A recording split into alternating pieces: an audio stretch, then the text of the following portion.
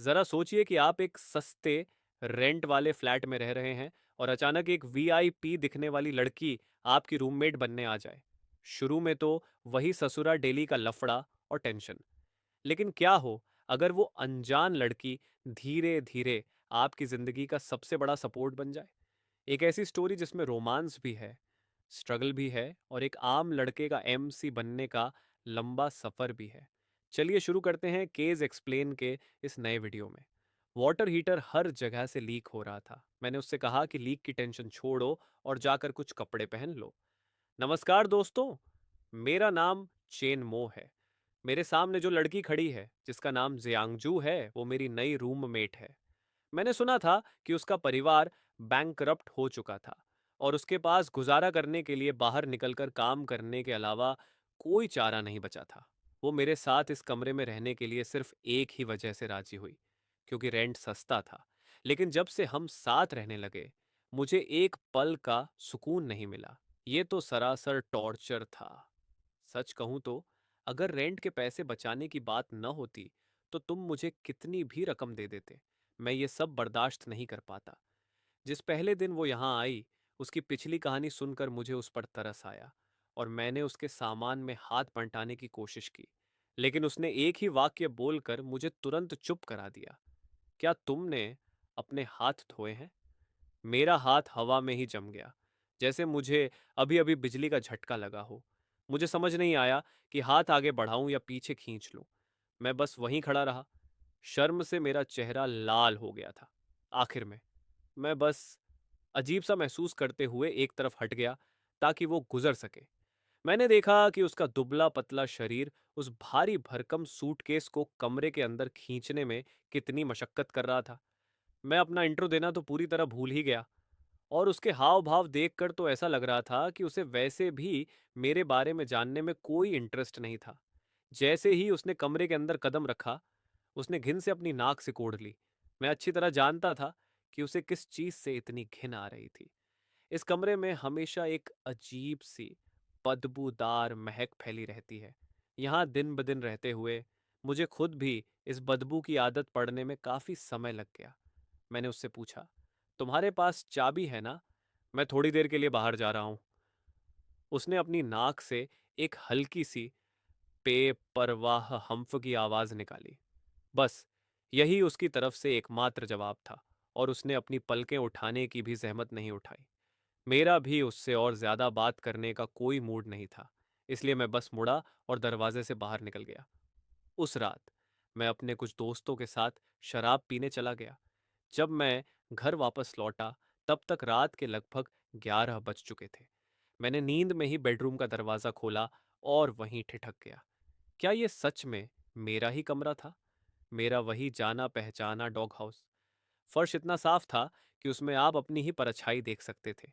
काम का जो सामान अक्सर बेतरतीब ढंग से बिखरा रहता था, वो अब एकदम सलीके से सही क्रम में रखा हुआ था। मुझे मानना पड़ेगा, आसपास कोई ऐसी लड़की हो जो साफ सफाई का ध्यान रखती हो तो ये बिल्कुल भी बुरा नहीं है। मैं तुरंत अपने बिस्तर पर धड़ाम से गिरा और सो गया। अगली सुबह जब मैं उठा और तैयार होने गया तो मैंने देखा कि मेरी डेस्क पूरी तरह से खाली थी। उस पर एक भी चीज नहीं बची थी। सबसे बुरी बात क्या थी? मेरी यूएसबी ड्राइव गायब थी। वो चीज मेरी जान थी। पिछले कई सालों में मैंने जितनी भी रचनात्मक सोच और विचार जमा किए थे, उन सब का उन सब का खजाना उसी में था।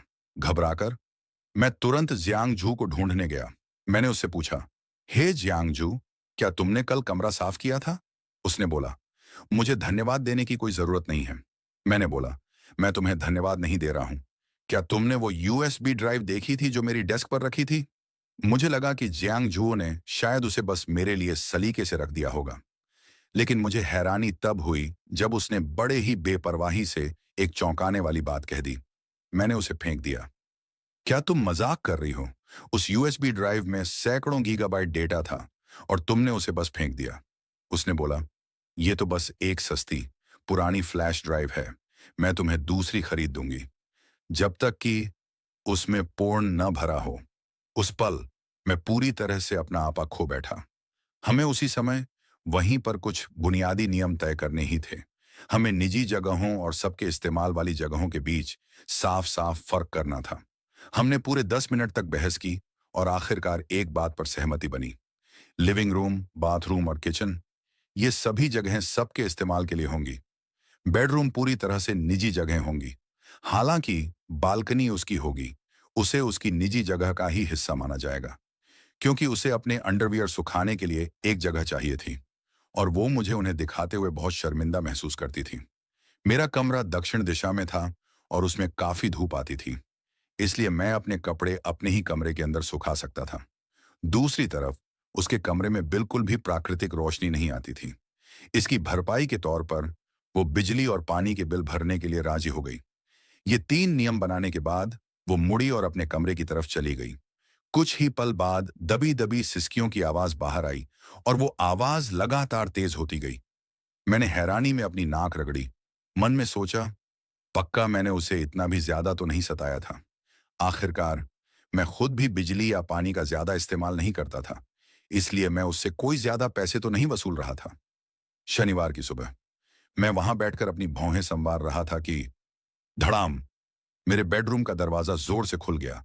मैं डर के मारे उछल पड़ा, सीधे अपने बिस्तर से खड़ा हो गया और तभी मेरा सामना जियांगजू के हैरान चेहरे से हुआ। मैंने कहा, अरे, अगली बार जब तुम अंदर आओ तो क्या तुम पहले दरवाजा खटखटा सकती हो? उसने पूछा। तुमने दरवाजे पर ताला क्यों नहीं लगाया? मैंने कहा, इस खटारा पुराने दरवाजे को देखो, क्या तुम्हें लगता है कि इसमें ताला लग भी सकता है? उसने बोला, कोई बात नहीं, मैं तो बस कुछ हैंगर उधार लेने आई थी। मैंने पूछा, किस लिए?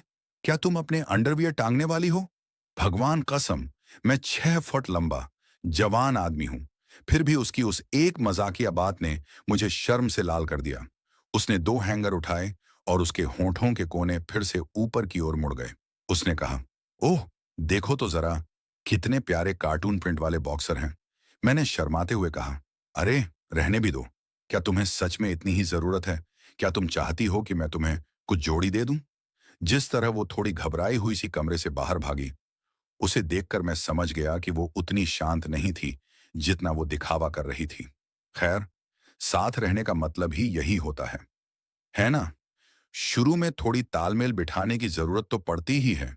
मुझे पहले लगता था कि साथ रहने का तालमेल बिठाने का मतलब बस ये समझना है कि दूसरे इंसान की सीमाएं कहां तक हैं, और जब तक आप उन सीमाओं को पार नहीं करते, तब तक आप एक अच्छे रूममेट माने जाते हैं।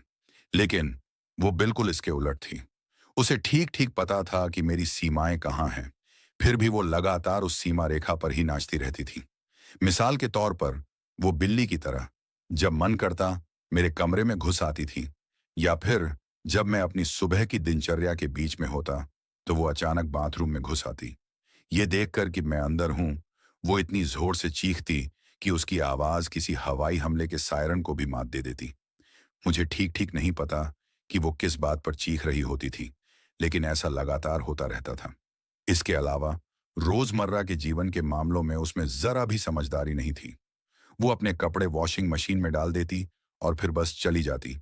बाकी की प्रक्रिया, जो शायद सबसे जरूरी हिस्सा है, पूरी तरह से किस्मत के भरोसे छोड़ देती।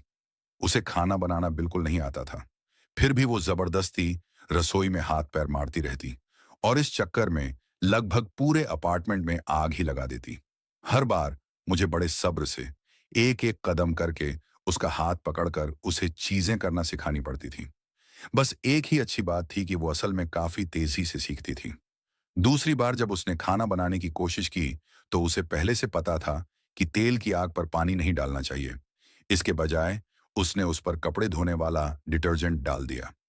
16 जुलाई को उसका जन्मदिन था। मुझे कैसे पता चला? क्योंकि उस दिन वो लिविंग रूम के सोफे पर एक भूत प्रेत से ग्रस्त बिल्ली की तरह बेचैनी से इधर उधर टहल रही थी और बार बार खुद से बुदबुदा रही थी, आज अपने जन्मदिन पर ओवर टाइम मत करना।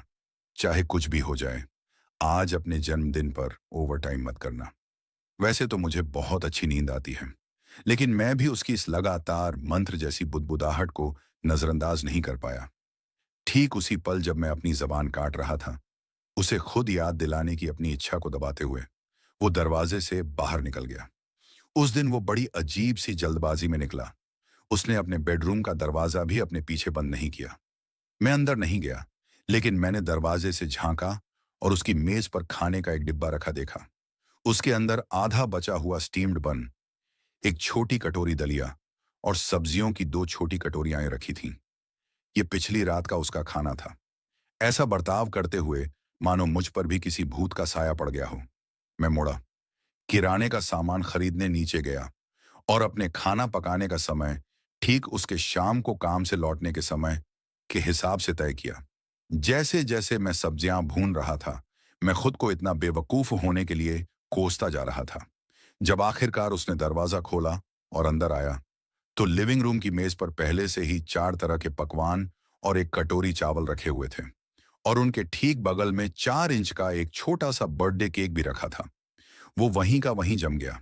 उसने पूछा, क्या क्या आज रात तुम्हारे यहाँ कोई दोस्त आने वाले हैं? मैंने कहा, नहीं, बस कोई बेवकूफ है जिसका आज जन्मदिन है। उसने पूछा, तुम्हें कैसे पता चला कि आज मेरा जन्मदिन है? मैंने कहा, सच कहूं, अगर आज सुबह तुम जरा सा और जोर से बड़बड़ाए होते तो पूरी अपार्टमेंट बिल्डिंग को पता चल जाता।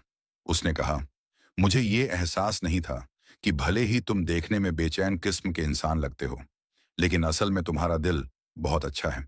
मेरे पिता के गुजर जाने के बाद यह पहली बार था जब किसी ने मेरा जन्मदिन मनाया था। तुम सच में कमाल की लड़की हो। खूबसूरत चेहरा, शानदार कद काठी, एक बेहतरीन इंसान। काश तुम्हें बोलने के लिए यह जबान न मिली होती। जन्मदिन मनाने के बाद वो अपने कमरे में वापस नहीं गया। इसके बजाय वो वहीं आराम से बैठ गया और मेरी गोद में सिर रखकर सो गया। और मैं पूरी रात जागती रही, इसलिए नहीं कि मेरे मन में कोई गलत विचार आ रहे थे, बल्कि इसलिए कि मेरा पैर पूरी तरह सुन्न हो गया था। उस दिन से हमारे बीच की बर्फ पिघल गई। अब हम सोफे पर आराम से एक साथ बैठकर नाश्ता करते हुए टीवी देख सकते थे। शायद उसे मेरा शांत और स्थिर स्वभाव पसंद आ गया था।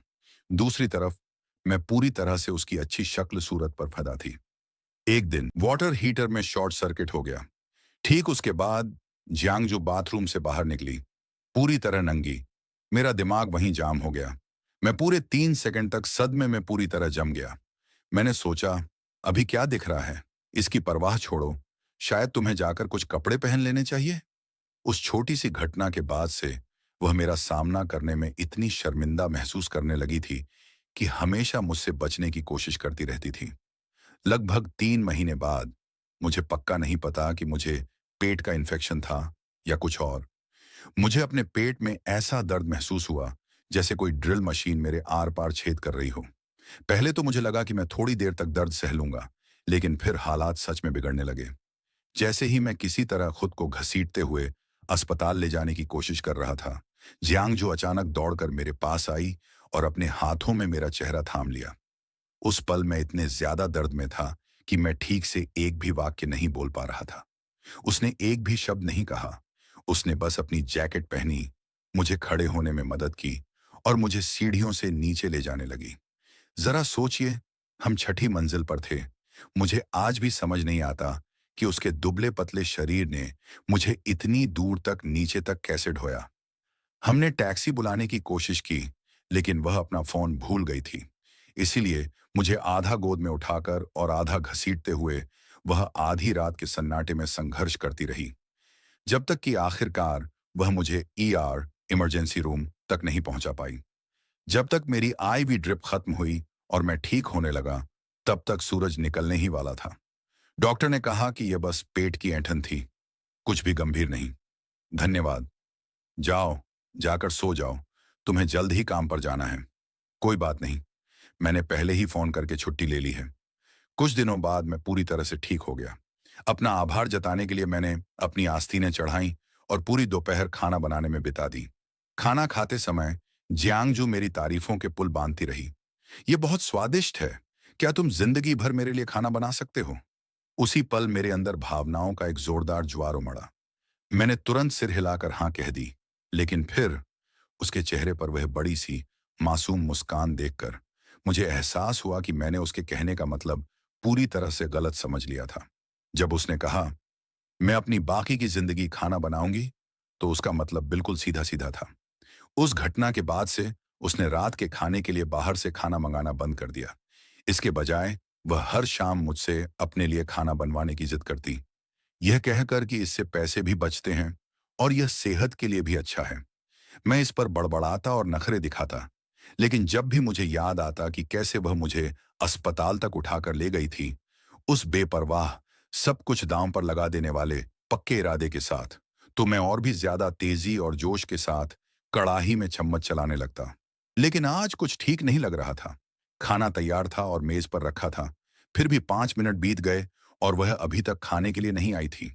मैंने उसका दरवाजा खोलकर उसे देखने की कोशिश की, तो पाया कि वह अपने बिस्तर पर औंधे मुंह लेटी हुई है और तकिए में मुंह छिपाकर रो रही है। क्या हुआ? तुम्हें किसने दुख पहुंचाया? बस मुझे बताओ कि क्या बात है। आखिर हम दोस्त हैं ना। असल में मामला बिल्कुल भी पेचीदा नहीं था। काम की जगह पर जियांग जो उस तरह की इंसान थी जो कभी भी ओवरटाइम नहीं करती थी। जैसे ही घड़ी में छुट्टी का समय होता, वह दरवाजे से बाहर निकल जाती। उसकी इमोशनल इंटेलिजेंस या उसकी कमी को देखते हुए वह सचमुच उनके तथाकथित कॉरपोरेट कल्चर को समझ ही नहीं पाती थी। इसके अलावा यह देखते हुए कि उसने पहले मेरी खातिर कितनी छुट्टियां ली थीं, मैनेजर का हर शब्द और हर इशारा उसे असल में यही कह रहा था कि वह खुद को बेहतर बनाए। कॉरपोरेट की भाषा में इसका मतलब होता है दफा हो जाए। मैं अच्छी तरह समझ गया था कि मैनेजर क्या कहना चाह रहा था। नौकरी छोड़ना ठीक है, लेकिन चूंकि मेरे साथी ने असल में कुछ भी गलत नहीं किया था, इसलिए वे उसे सेवरेंस पे, नौकरी छोड़ने पर मिलने वाले पैसे में कोई भी कटौती नहीं कर सकते थे। एक भी पैसा कम नहीं। ये बस एक छोटी सी बेकार की उलझन थी। चिंता मत करो, मैंने उससे कहा, यह मुझ पर छोड़ दो। जियांगजू की कंपनी माइक्रो लैंडिंग, छोटे कर्ज देने के कारोबार में थी। उस दिन मैंने अपना सबसे शानदार सूट पहना, अपनी वह पुरानी नकली डिजाइनर घड़ी बांधी और बड़े ही अकड़ते हुए चौड़ी चाल से उनके दफ्तर की लॉबी में दाखिल हुआ। नमस्ते सर, क्या आपके पास मिलने का समय तय है? नहीं, अपने मैनेजर से कहो कि वह बाहर आकर मुझसे मिले। कुछ ही देर बाद सूट पहने हुए एक गोल मटोल आदमी बड़े जोश के साथ थिरकते हुए मेरी तरफ आया। वह मेरी यादों में बसी तस्वीर से एकदम मेल खाता था। हाँ, वह वही था। नमस्ते सर, आप किस तरह की सेवाओं के बारे में जानकारी लेना चाहते हैं? मैं कुछ पूंजी जुटाना चाहता हूं। 2 मिलियन। मुझे 2 मिलियन चाहिए। बेवकूफी मत करो। अगर मुझे सिर्फ 200 रुपये चाहिए होते तो क्या मैं यहां आता? मैं तो बस अपनी जेबें टटोलता और खुद ही पैसे निकाल लेता। उस दिन मैंने उस कमीने मैनेजर को बातों में ऐसा उलझाया कि हमारी बातचीत बिजनेस के कामकाज से लेकर प्रोडक्ट की बारीकियों तक और क्लासिकल कविता से लेकर दर्शन शास्त्र और जिंदगी के मतलब तक जा पहुंची। जब मैं आखिरकार वहां से निकला, तो मैंने उसे अपना कोई कांटेक्ट नंबर भी नहीं दिया था। मैं अगले दिन फिर गया और उसके अगले दिन भी। पूरे एक हफ्ते तक मैं लगातार वहां जाता रहा। आखिरकार उसे यह बात समझ आ ही गई। मैं तो बस उसे बेवकूफ बना रहा था। अगली बार जब मैं वहां गया, तो उसने मेरी तरफ देखा तक नहीं। अब मैं सोशल मीडिया में काम करता हूं। हो सकता है कि मुझ में ज्यादा हुनर ना हो, लेकिन मेरे जान पहचान वाले बहुत हैं। मैंने अपने अकाउंट पर मदद के लिए एक पोस्ट डाली और अरे वाह, नेक इरादे वाले नेटिजन्स की एक पूरी फौज तुरंत मेरी मदद के लिए जुट गई। कुछ लोगों ने कहा कि वे अपनी पत्नियों को साथ लाएंगे, तो कुछ ने कहा कि वे हथौड़े साथ लाएंगे। एक आदमी जो जाहिर तौर पर अभी अभी जेल से छूट कर आया था, ने तो मजाक में यह भी कह दिया कि वह पूरे देश को साथ लाना चाहता है, ताकि उसे थोड़ी बहुत जेब खर्च के लिए पैसे मिल जाएं। मैं तो बस इतना ही कह सकता हूं कि आजकल के नेटिजन्स सचमुच बड़े हुनरमंद लोग हैं और उन्हें अपनी बात कहने का सलीका भी खूब आता है। कुछ दिनों बाद वो मोटा मैनेजर आखिरकार मान गया और उसने मुझे फोन किया। जैसे ही मैंने फोन उठाया, मैं सीधे मुद्दे पर आ गया। तुम किसी एम्प्लॉय को निकालना चाहते हो? ठीक है, बस ये पक्का कर लेना कि उसका सेवरेंस पे पूरी तरह से सेटल हो जाए। जब तक तुम सही कानूनी तरीकों का पालन करोगे, वे लोग जो मुसीबत खड़ी करना चाहते हैं, वे अपने आप पीछे हट जाएंगे। मेरे फोन रखने के 5 मिनट से भी कम समय में जियांगजू दौड़ती हुई आई, खुशी से झूमती हुई, और मुझे बताया कि मैनेजमेंट पैसे देने के लिए मान गया है। जिस दिन वो अपना इस्तीफा फाइनल करने गई, मैं भी उसके साथ गया ताकि उसे अकेलापन महसूस ना हो। जब मैनेजर ने मुझे देखा, तो उसका चेहरा जलन से कड़वे करेले से भी ज्यादा हरा हो गया। वहीं आसपास खड़े कई सेल्स पर्सन ऐसे लग रहे थे जैसे वे मुझ पर झपटने के लिए बेताब हों। हालांकि मैंने एक बड़ी दरिया दिल मुस्कान के साथ उन्हें हाथ हिलाकर जवाब दिया। जियांग झू, जो मेरे बगल में खड़ी थी, पूरी तरह से हैरान रह गई। उसने कहा, तुम्हारे उनके साथ काफी अच्छे संबंध लगते हैं। मैंने जवाब दिया, काफी अच्छे? हमारे बीच कुछ काफी गहरी बातचीत हुई है, हम सबके बीच। उसके बाद जियांगजू एक और हफ्ते तक मेरे साथ ही रही। वो हर दिन तब तक सोती रहती जब तक वो अपने आप न जाग जाती, और जागने पर उसे मेरा बनाया हुआ खाना तैयार मिलता। उसने शिकायत की, हालांकि खुशी खुशी, कि सिर्फ उस एक हफ्ते में ही उसका वजन पूरे 6 दिन, लगभग 6.6 पाउंड बढ़ गया था। एक बार जब वो पूरी तरह से तरोताजा हो गई, तो उसने अपने रेज्यूमे भेजने शुरू कर दिए, इंटरव्यू देने गई और ऑफर का इंतजार करने लगी। कुछ पल के लिए मैंने सच में ये सुझाव देने के बारे में सोचा कि हम दोनों मिलकर सेल्फ मीडिया का बिजनेस शुरू करें। हम दोनों का पूरे दिन घर में ही बंद रहना एक बहुत ही प्यारी और आरामदायक जिंदगी जैसा लग रहा था। मैंने मन में सोचा, मेरा एक छिपा हुआ मकसद भी था। कमरे में एक बेहद खूबसूरत लड़की का होना ही मेरे मूड को अच्छा कर देता है। लेकिन वो सारे दिन के सपने एक ही फोन कॉल से अचानक टूट गए। जियांगजू को सिफांग डिस्ट्रिक्ट में एक नई नौकरी मिल गई थी, जहां पहुंचने में उसे सबवे से पूरा 1 घंटा लगता, जबकि मुझे अपने काम पर पहुंचने में सिर्फ 1 घंटा लगता था। उस शाम हमने जश्न मनाने का फैसला किया। उस पल की खुशी में डूबा हुआ, मैंने एक बेपरवाह लहजा अपनाते हुए पूछा, तो तुम यहां से कब जाने का सोच रही हो? क्या तुम्हें किसी चीज में मदद चाहिए? उसने पूछा। रुको, मैंने कब कहा कि मैं यहां से जा रही हूं? मैंने कहा, अरे, मुझे लगा कि तुम्हारी नई नौकरी इतनी दूर है। तो उसने पलटकर कहा, वो उतनी भी दूर। मैंने कब कहा कि मैं यहां से जा रही हूं? मैंने कहा, अरे, मुझे लगा कि तुम्हारी नई नौकरी इतनी दूर है। तो उसने पलटकर कहा, वो उतनी भी दूर नहीं है। मैंने कहा, पहले तो तुमने ऐसा नहीं कहा था। तुम तो कहती थी कि अगर किसी नौकरी की वजह से तुम्हारे आने जाने में 40 मिनट भी ज्यादा लगते, तो तुम बस उससे बचने के लिए अपना सामान पैक करके कहीं और चली जाती। खैर, अगर कोई तुम्हें फिर कभी परेशान करे, तो बस मेरे पास आ जाना, मैं तुम्हारे साथ हूं। ठीक उसी पल मकान मालिक ने अचानक दरवाजा खोला और अंदर आ गया। उसने कहा, आप दोनों की बातचीत में दखल देने के लिए मैं माफी चाहता हूं, लेकिन मैंने ये अपार्टमेंट बेच दिया है। खरीदने वाला यहां जल्द से जल्द आकर रहना चाहता है। इसलिए मुझे अफसोस है कि मुझे आप दोनों से ये जगह जितनी जल्दी हो सके खाली करने के लिए कहना पड़ेगा। मैं वहीं का वहीं जम गया, पूरी तरह से हक्का बक्का। ये समझ ही नहीं पा रहा था कि मैंने अभी अभी क्या सुना है। काफी देर बाद मैंने आखिरकार मुड़कर जियांगजू की तरफ देखा। मैंने कहा, लगता है अब हम यहां और नहीं रह सकते। अब तुम कहां जाने का सोच रही हो? उसने कहा, मैं सिफांग डिस्ट्रिक्ट जा रही हूं।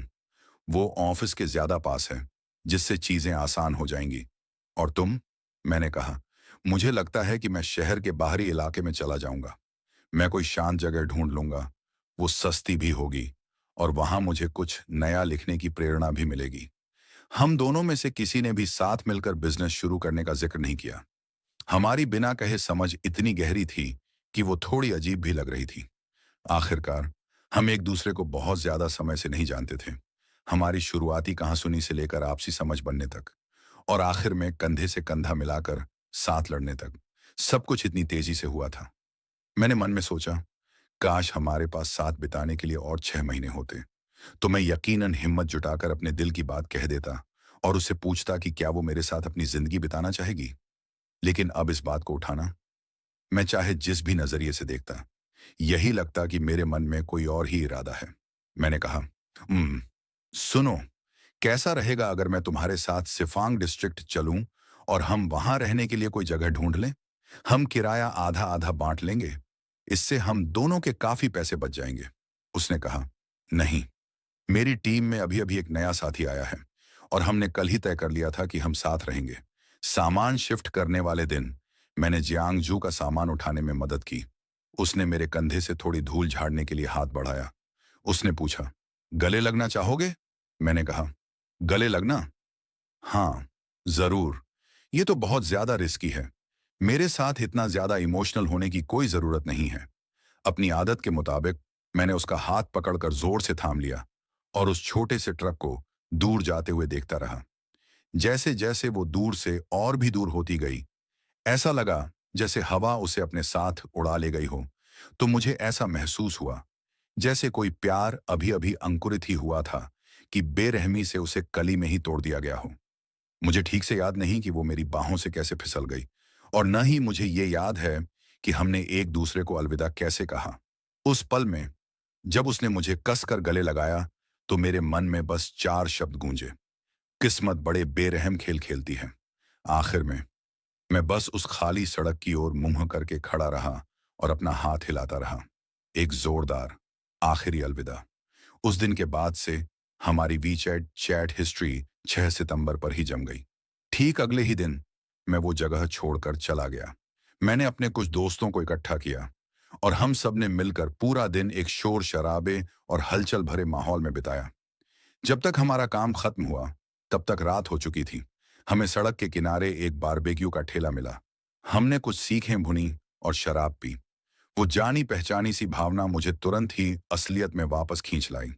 मेरे अंदर की वो हल्की शांत आवाज और भी धीमी होती चली गई। दोस्त ने पूछा, अरे चेन मुंह, उस खूबसूरत लड़की का क्या हुआ जिसके साथ तुम किराए पर रह रहे थे? मैंने कहा, वो तो चली गई। उसने पूछा, तुम दोनों ने साथ में किराए पर रहना क्यों नहीं जारी रखा? मैंने कहा, वो सिफांग डिस्ट्रिक्ट में काम करती है, भला वो मेरे साथ किराए पर क्यों रहेगी? उसने कहा, अरे छोड़ो भी, मुझसे सच सच बताओ, क्या तुम अब भी उसके ख्यालों में खोए रहते हो? मैंने कहा, बिल्कुल नहीं। उसने कहा, बकवास, तुम हो। तो फिर तुमने 2 कमरों वाला घर किराए पर क्यों लिया? वो कुछ शब्द मुझे किसी जोरदार चोट की तरह लगे और मेरे मन में बनी सारी मानसिक दीवारें ढह गईं। मैंने मन में सोचा, मुझे 2 कमरों वाले घर की क्या जरूरत थी? मैं तो अकेला ही रह रहा हूं। मुझे खुद भी इस बात का एहसास नहीं हुआ था जब तक कि मेरे दोस्त ने मुझे ये याद नहीं दिलाया। बहुत देर तक ढूंढने के बाद मैंने एक ऐसी जगह चुनी थी जो बेतहाशा महंगी थी, फिर भी सिफांग डिस्ट्रिक्ट के काफी करीब थी। मैं खुद को भी ये बात समझा नहीं पा रहा था। शायद, जैसा कि मेरे दोस्त ने कहा था, मेरे मन का एक हिस्सा अब भी जियांगजू के वापस आने का इंतजार कर रहा था। जिंदगी फिर से अपनी पुरानी ढर्रे पर लौट आई, लेकिन कुछ आदतें थीं जो छूट ही नहीं रही थीं, जैसे हमेशा जरूरत से ज्यादा खाना बना लेना या बाहर से खाना मंगवाने में अब भी अजीब सा महसूस करना। मेरा पुराना आलस पूरी तरह से गायब हो चुका था। मैं नियमित रूप से पूरे घर की ऊपर से नीचे तक सफाई करता रहता था। खाली पड़ा दूसरा बेडरूम इस्तेमाल नहीं हो रहा था, फिर भी मैंने उसे एकदम साफ सुथरा और व्यवस्थित रखा था। आज मूसलाधार बारिश हो रही थी और बिजली लगातार चमक रही थी। मैं कंप्यूटर के आगे झुका बैठा था, अपनी अकेली जिंदगी के बारे में सोच रहा था। सोच रहा था कि कहीं बिस्तर के नीचे कोई भूत तो नहीं छिपा है, या दरवाजे के बाहर कोई और भी ज्यादा डरावनी चीज मेरा इंतजार तो नहीं कर रही है। ख्यालों में खोया हुआ मैंने अचानक ही बिस्तर के नीचे देखा। मुझे कोई भूत या कोई अपवित्र चीज तो नहीं दिखी, बल्कि वहां कुछ ऐसा पड़ा था जिसकी मुझे बिल्कुल उम्मीद नहीं थी। वो यूएसबी ड्राइव जो जियांगजू से खो गई थी। मैंने मन में सोचा, ये यहां कैसे पहुंच गई? अचानक दरवाजे पर हुई एक दस्तक से मैं बुरी तरह चौंक गया। मैंने दरवाजा खोला तो देखा कि एक औरत वहां खड़ी थी, जो बारिश में पूरी तरह भीगी हुई थी। उसने कहा, तो क्या तुम मेरी मदद करने के बजाय बस एक बेवकूफ की तरह मुझे घूरते ही रहोगे? मैंने कहा, जियांगजू, अब ये सब क्या हो रहा है? उसने कहा, आजकल के ये रियल एस्टेट एजेंट तो बड़े ही धोखेबाज होते हैं।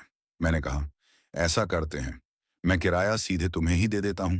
इस तरह हम एजेंसी की फीस के कुछ पैसे बचा लेंगे। उसने कहा, नए रूममेट का स्वागत करने का ये वाकई एक अनोखा तरीका है। जाओ, जल्दी से नहा लो, वरना तुम्हें जुकाम हो जाएगा।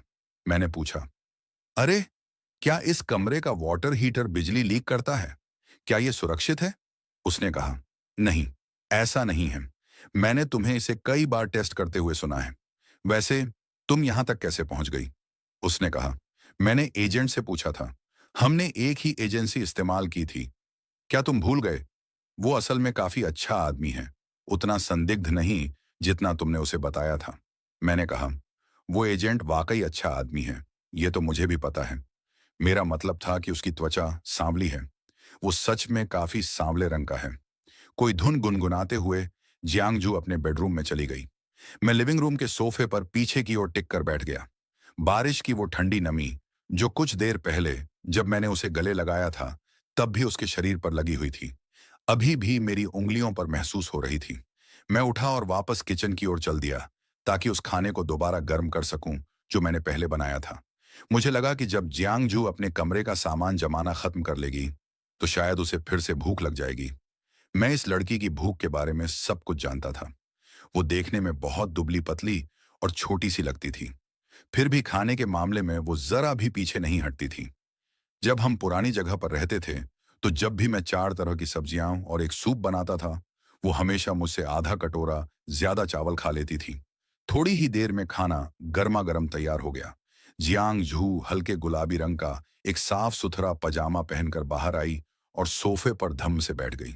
डाइनिंग टेबल पर रखे दोबारा गर्म किए हुए खाने को देखकर उसकी आंखें चमक उठीं। उसने कहा, तुमने सच में इसे दोबारा गर्म कर दिया।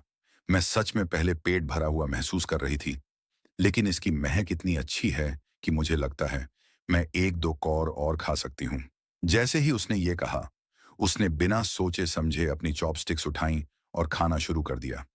उसके हड़बड़ी में आने की वजह से जो घबराहट और बिखराव था, वो सब अब गायब हो चुका था।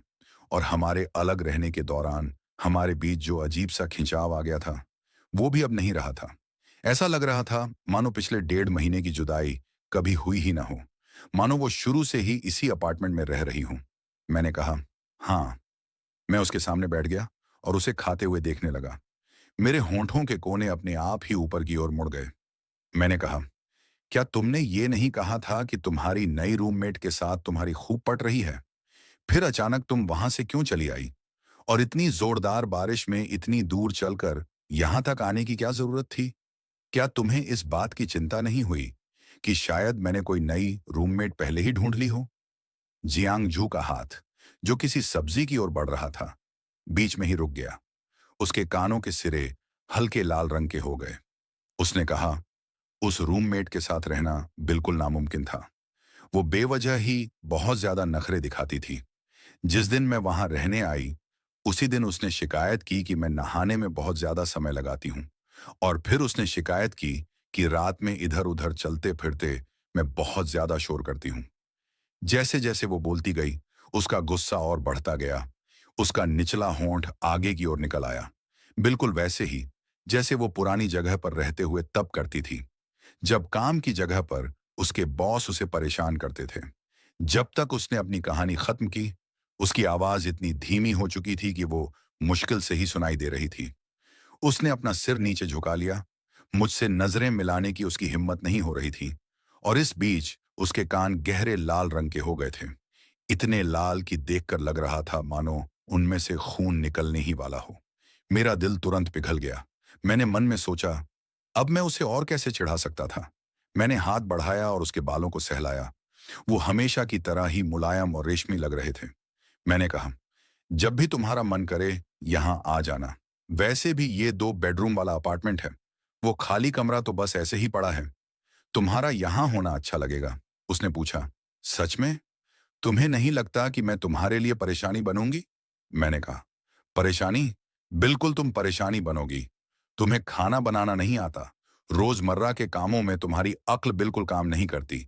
और तुम हमेशा मेरे सामान से छेड़छाड़ करती रहती हो। लेकिन सिर्फ इस वजह से कि तुम देखने में अच्छी लगती हो, मैं बेमन से तुम्हें यहां रखने के लिए राजी हो जाता हूं। पर कुछ शर्तें हैं। पहली, अब से बिना इजाजत मेरे स्टडी रूम में घुसना और मेरे सामान से छेड़छाड़ करना मना है। खासकर मेरी पांडुलिपियों और यूएसबी ड्राइव से। वो मेरी जान है। दूसरी, खाना मैं बनाऊंगा, लेकिन बर्तन धोना, मेज पोंछना, कूड़ा बाहर फेंकना, ये सारे काम तुम्हें करने होंगे। कोई बहानेबाजी नहीं, समझे? तीसरी, रात को नहाते समय तुम्हें पहले मेरे वाटर हीटर चेक करने का इंतजार करना होगा। पिछली बार की तरह अब बेधड़क अंदर मत घुस जाना। तुमने तो लगभग एक हादसा ही करवा दिया था। उसने कहा, तुम्हारी बात साफ साफ सुन ली। अब से मैं वादा करती हूं कि एक अच्छी लड़की बनकर रहूंगी और ठीक वैसा ही करूंगी जैसा तुम कहोगे। मैं तुम्हारे सामान को हाथ भी नहीं लगाऊंगी। सारे बर्तन और सफाई का काम मैं ही करूंगी। और नहाने से पहले हीटर चेक करने के लिए मैं पक्का तुम्हारा इंतजार करूंगी। मैं गारंटी देती हूं कि मैं तुम्हें जरा भी परेशान नहीं करूंगी। बोलते समय वो पूरी तरह से सच्ची लग रही थी। लेकिन मन ही मन मुझे अब भी शक था। मुझे लगा कि इस लड़की की कही बातों में से शायद मैं सिर्फ आधी बातों पर ही भरोसा कर सकता हूं। कौन जाने, कुछ ही दिनों में वो शायद फिर से मेरी तय की गई सीमाओं को लांघना शुरू कर दे। फिर भी मैं कोई बहुत ज्यादा व्यस्त तो था नहीं। एक ठंडे, सुनसान अपार्टमेंट में अकेले रहने के मुकाबले मुझे असल में उसका आस-पास होना ज्यादा पसंद था, जो कभी कभार थोड़ी बहुत हलचल मचाती रहती थी। कम से कम इससे इस जगह में थोड़ी गर्माहट और जिंदगी का एहसास तो होता था। रात के खाने के बाद जियांगजू ने पूरी जिम्मेदारी से गंदे बर्तन इकट्ठे किए और उन्हें किचन में ले गई। उसने नल खोला और उन्हें धोना शुरू कर दिया। मैं किचन के दरवाजे से टिक कर उसे देख रहा था। उसके काम करने का तरीका बहुत सधा हुआ तो नहीं था, लेकिन वो बहुत लगन से काम कर रही थी। हर बर्तन को वो बहुत सावधानी से धो रही थी, जैसे उसे डर हो कि कहीं कोई बर्तन टूट न जाए। मैंने पूछा, वैसे तुम्हें ये कैसे पता चला कि मैं यहाँ शिफ्ट हो गई हूँ? वो रियल एस्टेट एजेंट, मुझे यकीन ही नहीं हो रहा कि उसमें इतनी हिम्मत थी कि उसने मेरे कॉन्टैक्ट डिटेल्स तुम्हें दे दिए। मुझे तो लगा था कि उसे नियमों का पालन करना चाहिए। उसने कहा, मुझे उस एजेंट पर काफी मेहनत करनी पड़ी। मैंने उसे लगातार परेशान किया। मैंने उसे एक कप बबल टी भी पिलाई। मैंने उससे कहा कि हम बहुत अच्छे दोस्त हैं, जो पहले साथ में रूममेट्स थे, और हमारे बीच थोड़ी बहुत अनबन हो गई थी, जिसे मैं अब सुलझाना चाहती हूँ। उसने मेरी बात पर पूरा यकीन कर लिया। उसका दिल पिघल गया और उसने तुम्हारी सारी जानकारी मुझे दे दी। उसने ये भी बताया कि जब तुम यहाँ शिफ्ट हो रही थी, तो तुमने खास तौर पर पूछा था कि क्या ये अपार्टमेंट 2 बेडरूम वाला है, और कहा था कि तुम दूसरा कमरा खाली रखना चाहती हो, ताकि जरूरत पड़ने पर उसका इस्तेमाल किया जा सके। उसने उसी वक्त ये अंदाजा लगा लिया था कि तुम वो कमरा मेरे लिए ही बचा कर रख रही हो। मैंने कहा, उसकी बकवास पर ध्यान मत दो। उसने कहा, मुझे बस ऐसा लगा कि 2 कमरे होने से ज्यादा जगह मिलेगी, एक रहने के लिए और दूसरा स्टडी रूम के तौर पर। यह ज्यादा बेहतर रहेगा। ऐसा बिल्कुल भी नहीं है कि मैं तुम्हारा इंतजार कर रही थी। मैंने कहा, ओह, सच में? तो फिर वो कोई खास इंसान कौन था जिसने मुझसे पुरानी जगह पर पूछा था कि क्या मैं 2 बेडरूम वाला अपार्टमेंट ढूंढकर उसका किराया उसके साथ शेयर करना चाहूंगी? वो कौन था? अब बेशर्म कौन है? उसने कहा, ओह, तुम तो बिल्कुल बच्चों जैसी हो। पुरानी बातें कुरेदना बंद करो। अभी जाकर अपने बाल सुखाओ, वरना कल तुम्हें सिर दर्द और जुकाम हो जाएगा। मेरे पास तुम्हें हॉस्पिटल ले जाने का बिल्कुल भी समय नहीं है। हालांकि मैंने ये बात जोर से कही थी, फिर भी मैं मुड़ा। हेयर ड्रायर उठाया, उसे प्लग में लगाया और उसके बाल सुखाना शुरू कर दिया।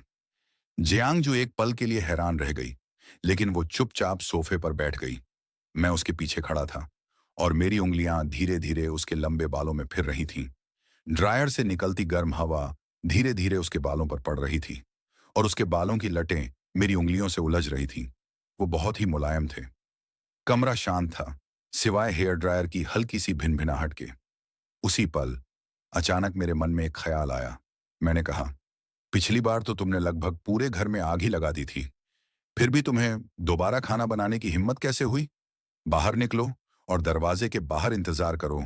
अब मैं खाना बनाऊंगा। इसमें बस 10 मिनट लगेंगे।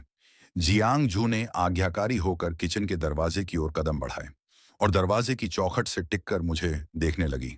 उसकी आंखें बड़ी-बड़ी और पलकें झपकाए बिना मुझे घूर रही थीं, बिल्कुल किसी दीवानी फाइना गर्ल की तरह। उसने कहा, चेनमो, ऐसा क्या है जो तुम नहीं कर सकते? तुम खाना बना सकते हो, चीजें ठीक कर सकते हो, और तुम मेरे लिए स्टैंड भी लेते हो। तुम सच में बहुत कमाल के हो। उसकी तारीफ सुनकर मुझे थोड़ी शर्म महसूस हुई, लेकिन मैंने अपने हाथ काम में लगाए रखे। मैंने 2 अंडे फ्राई किए, ब्रेड के 2 स्लाइस टोस्ट किए और 2 गिलास दूध गर्म किया। बस इतनी ही देर में एक सादा सा नाश्ता तैयार हो गया। अपनी सुबह की दिनचर्या पूरी करने के बाद जियांगजू डाइनिंग टेबल पर बैठी और बड़े चाव से अपना नाश्ता करने लगी। हर निवाले के बीच वो उसकी तारीफों के पुल बांधती जा रही थी। उसने कहा, यह बहुत ही बढ़िया है, एकदम लजीज। तुम इतने हुनरमंद कैसे हो? इसका स्वाद तो शहर में बाहर मिलने वाले नाश्ते से भी कहीं ज्यादा अच्छा है। क्या इसका मतलब यह है कि अब से मुझे हर रोज तुम्हारा बनाया हुआ घर का नाश्ता खाने को मिलेगा? मैंने कहा, यह तो मेरे मूड पर निर्भर करता है। अगर मैं अपनी लिखने की डेडलाइन पूरी करने की जल्दी में फंसा हुआ होऊंगा, तो तुम्हें खुद ही बाहर से खाना ऑर्डर करना पड़ेगा। मुझ पर निर्भर मत रहना। उसने ऊपर देखा और मेरी ओर देखकर मुस्कुराई। खिड़की से छनकर आती सूरज की रोशनी उसके चेहरे पर एक सुनहरी चमक बिखेर रही थी, इतनी तेज और चमकदार कि मेरे लिए अपनी आंखें खुली रखना भी मुश्किल हो रहा था। उसी पल मुझे अचानक महसूस हुआ कि यही, हाँ, ठीक यही रोजमर्रा की जिंदगी का असली सार है। एक घर, दो लोग, दिन में 3 बार का खाना और बदलते हुए 4 मौसम, सुबह का नाश्ता और शाम को घर लौटने का सुकून। जियांगजू ने एक नए स्टूडियो में एडमिनिस्ट्रेटिव नौकरी शुरू कर दी थी, जहां वो सुबह 9 से शाम 6 बजे तक काम करती थी और कभी कभार ही उसे ओवरटाइम करना पड़ता था। हर सुबह उसके तैयार होने से 10 मिनट पहले ही मैं नाश्ता बना लेता था। वो जल्दी जल्दी नाश्ता करती और फिर दरवाजे से बाहर भाग निकलती। जब वो शाम को काम से लौटती, तो तब तक मैं आमतौर पर रात का खाना तैयार कर चुका होता था। उसने सचमुच अपना वादा निभाया। हर रात खाना खाने के बाद वो अपनी मर्जी से बर्तन धोती, किचन साफ करती और लिविंग रूम को भी ठीक ठाक करती। हालांकि खाने के समय कभी कभार वो अब भी थोड़ी भुलक्कड़ हो जाती थी, लेकिन पहले के मुकाबले उसमें काफी सुधार आ गया था। मैं एक फ्रीलांस मीडिया क्रिएटर के तौर पर काम करता रहा। हर दिन घर में ही बंद रहकर आर्टिकल लिखता, इलस्ट्रेशन बनाता और वीडियो एडिट करता रहता। मेरे दिन एक जैसे और बिना किसी खास घटना के बीतते थे। जिन दिनों जियांग जो काम से जल्दी लौट आती थी, वो लिविंग रूम के सोफे पर बैठ जाती, चुपचाप कोई किताब पढ़ती या अपने फोन पर कुछ देखती रहती और इस बात का पूरा ध्यान रखती कि मेरे काम में कोई रुकावट ना आए। कभी कभी वो मेरे लिए एक गिलास गर्म पानी भी ले आती थी। फिर भी इस शांतिपूर्ण साथ के बीच कुछ और ही उभरने लगा था। एक हल्का, जिसे शब्दों में न बांधा जा सके, ऐसा रोमांटिक तनाव। ये एक कागज की पतली चादर जैसा था। हम दोनों में से किसी की भी हिम्मत नहीं होती थी कि उसे फाड़ कर आगे बढ़ें। फिर भी हम दोनों एक दूसरे की आंखों में सुलगती उस अनकही चिंगारी को महसूस कर सकते थे। उदाहरण के लिए, जब शाम को हम सोफे पर साथ बैठकर टीवी देखते थे, तो वो अनजाने में ही अपना सिर मेरे कंधे पर टिका देती थी। जब भी कोई डरावना सीन आता, तो वो मेरी बांह कसकर पकड़ लेती, मेरे शरीर से सटकर बैठ जाती और थर थर कांपने लगती। हालांकि वो फिर भी जिद करती कि उसे जरा भी डर नहीं लग रहा है। वो मेरे लिए लिविंग रूम की लाइट जलती छोड़ जाती, एक गिलास दूध गर्म करती, उसे मेरी मेज के पास रख देती और फिर सोने के लिए अपने कमरे में चली जाती। या फिर बारिश के दिनों में मैं ठीक सही समय पर छाता लेकर उसे सबवे स्टेशन पर लेने पहुंच जाता। फिर घर लौटते समय वो अपनी बांह मेरी बांह में डाल लेती और हम साथ साथ चलते। पानी से भरे गड्ढों में छप छप करते हुए जब हम चलते, तो उसके चेहरे पर एक अनोखी खुशी झलकती थी। सप्ताहांत पर हम शायद ही कभी बाहर निकलते थे। ज्यादातर हम घर के अंदर ही दुबके रहते थे। जब मैं अपने चित्र बनाने का काम करता, तो वो पास ही अपार्टमेंट की साफ सफाई करती या फिर कुछ हल्के फुल्के नाश्ते बनाने की कोशिश करती। हालांकि उसे इसमें बहुत ज्यादा सफलता नहीं मिलती थी। फिर भी जब कभी वो कुछ बनाने में कामयाब हो जाती, तो फौरन उसे मेरे पास छकने के लिए ले आती। एक शनिवार मैं घर पर वीडियो एडिट कर रहा था। मैं अपने काम में इतना खो गया था कि मुझे समय का बिल्कुल भी पता नहीं चला और मैं दोपहर का खाना खाना भी भूल गया। जियांगजू ने ये देखा, लेकिन वो मुझे परेशान नहीं करना चाहती थी। इसके बजाय वो चुपके से रसोई में चली गई और एक ऑनलाइन ट्यूटोरियल देखकर हुनथुन वॉन्टन्स बनाने में जुट गई। जब आखिरकार मेरा काम खत्म हुआ और मैं अपने स्टडी रूम से बाहर निकला, तो मैंने डाइनिंग टेबल पर हुनथुन से भरा एक कटोरा देखा। हालांकि वो थोड़े बेढंगे आकार के बने थे। वो वहां एप्रन पहने खड़ी थी, उसके हाथों पर आटे की सफेदी लगी हुई थी और वो बड़ी ही उत्सुकता भरी नजरों से मेरी ओर देख रही थी। मैंने हंटुन की तरफ देखा। हर एक का आकार अलग था। कुछ के रैपर फटे हुए थे और कुछ की भराई बाहर निकल रही थी, और मैं हंसे बिना नहीं रह सका। मैंने एक चम्मच उठाया और एक निवाला लिया। हैरानी की बात है कि इसका स्वाद सचमुच काफी अच्छा था। हालांकि उसने नमक थोड़ा ज्यादा डाल दिया था, जिससे ये थोड़ा ज्यादा नमकीन हो गया था। जियांग जो मुझे बेसब्री से देख रही थी। तो कैसा है? क्या ये स्वादिष्ट है या बहुत बुरा है? मैंने मुस्कुराते हुए कहा, यह बुरा नहीं है, बस थोड़ा ज्यादा नमकीन है। अगली बार थोड़ा कम डालना। और फिर पूरा कटोरा खत्म कर दिया। ये देखकर कि मैंने सब खा लिया है, जियांगजू खुशी से उछल पड़ी। वो बिल्कुल एक छोटे बच्चे जैसी लग रही थी, जिसे अभी अभी कोई तारीफ मिली हो। उस दोपहर हम बालकनी में बैठे धूप सेंक रहे थे। वो अपनी कुर्सी पर पीछे की ओर झुक गई और अपनी आंखें बंद कर लीं, क्योंकि सूरज की रोशनी उसके चेहरे को गर्माहट दे रही थी। उसने पूछा, चैनमो, क्या तुम्हें लगता है कि हमारे बीच जो रिश्ता है, उसे साथ रहने वाला रोमांस को लिविंग रोमांस कहा जा सकता है? मैंने जवाब दिया, बेशक। हम सिर्फ साथ रहने वाले सबसे अच्छे जोड़े ही नहीं हैं, बल्कि हम सबसे अच्छे दोस्त भी हैं। उसने अपनी चमकदार चमकती आंखों से मेरी तरफ देखा, ऐसी आंखें जिनमें भावनाओं की एक ऐसी झलक थी जिसे मैं पूरी तरह समझ नहीं पा रहा था। उसने अपने होंठ खोले, जैसे कुछ कहना चाहती हो, लेकिन आखिर में शब्द अनकहे ही रह गए। उसने बस एक हल्की कोमल सी गुनगुनाहट की। मैं जानता था कि उसके दिल में और मेरे दिल में जो भावनाएं थीं, वो कब की सिर्फ दोस्ती और साथ रहने वाले साथियों की सीमाओं को पार कर चुकी थीं। हम बस इंतजार कर रहे थे, सही पल का इंतजार। इस बात का इंतजार कि हम दोनों में इतनी हिम्मत आ जाए कि हम आखिरकार उस प्यार को जाहिर कर सकें जिसे हमने अपने दिलों की गहराइयों में छिपा रखा था। जैसे जैसे दिन बीतते गए, मौसम धीरे धीरे ठंडा होता गया और पतझड़ का मौसम अपने पूरे जोर पर आ गया। फिर भी अपार्टमेंट के अंदर पहले से कहीं ज्यादा गर्माहट महसूस हो रही थी। हर दिन काम से छुट्टी मिलने के बाद घर लौटकर मैं दरवाजा खोलता। जैसे ही मैं दरवाजे से अंदर कदम रखता हूं, घर के बने खाने की खुशबू और किसी की आवाज मेरा स्वागत करती है। अब मैं उस वीरान सन्नाटे में अकेला नहीं रह जाता। मुझे जिंदगी से गहरा लगाव होता जा रहा है और इसे खोने का डर भी बढ़ता जा रहा है। पतझड़ के आखिर का एक वीकेंड था। हल्की हल्की बारिश हो रही थी और मौसम उदास और हड्डियों तक कंपा देने वाला ठंडा था। हम में से किसी का भी बाहर निकलने का मन नहीं था, इसलिए हम लिविंग रूम में ही दुबके रहे। मैं कुछ पुराने प्रोजेक्ट का सामान व्यवस्थित करने में व्यस्त था, जबकि जियांग जू सोफे पर बैठी, एक कुशन को गले लगाए, अपने फोन पर कुछ देख रही थी। माहौल शांत और आरामदायक था। फोन देखते देखते जियांग जू ने अचानक एक गहरी आह भरी और उसका मूड साफ तौर पर उदास हो गया। उसने अपना फोन एक तरफ फेंक दिया, अपने घुटनों को सीने से लगा लिया और उनमें अपना चेहरा छिपाकर बिल्कुल शांत बैठ गई, ये महसूस करते हुए कि कुछ गड़बड़ है। मैंने काम रोक दिया और धीरे से उसकी पीठ थपथपाई। मैंने अपनी आवाज बहुत ही कोमल रखी, इस डर से कि कहीं उसे चौंका ना दूं। क्या हुआ? अभी कुछ देर पहले तो तुम ठीक थी, अचानक इतनी उदास क्यों हो गई?